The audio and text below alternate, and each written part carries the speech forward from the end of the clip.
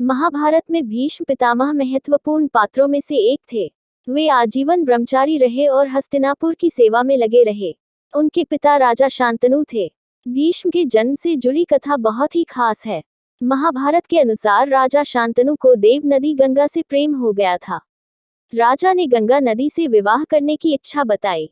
इसके बाद गंगा ने राजा शांतनु के सामने शर्त रखी थी कि मुझे मेरी इच्छा के अनुसार काम करने की पूरी स्वतंत्रता चाहिए। जिस दिन आप शांतनु मुझे किसी बात के लिए रोकेंगे, मैं आपको छोड़कर चली जाऊंगी।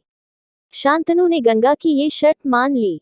इसके बाद दोनों ने विवाह कर लिया। गंगा ने नदी में बहा दी 6 संतान। विवाह के बाद गंगा जब भी किसी संतान को जन्म देती, वह संतान को तुरंत नदी में बहा देती थी। शांतनु उन्हें रोक नहीं पाते, क्योंकि वे अपने वचन में बंधे हुए थे और गंगा को खोने से डरते थे। इसी तरह गंगा ने 6 संतानें नदी में बहा दी। जब 7वीं संतान को भी गंगा नदी में बहाने जाने लगी तो शांतनु का सब्र टूट गया।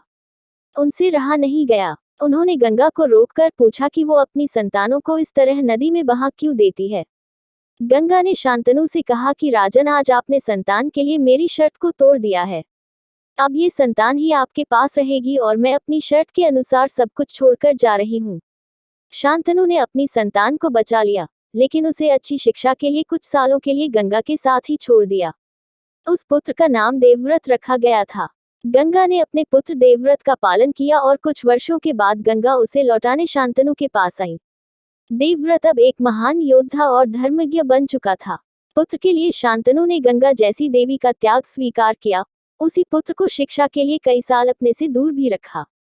इसी देवव्रत ने शांतनु का विवाह सत्यवती से करवाने के लिए आजीवन अविवाहित रहने की भीषण प्रतिज्ञा की थी, जिसके बाद इसका नाम भीष्म पड़ा। भीष्म ने अंतिम समय तक अपने पिता के वंश की रक्षा की थी।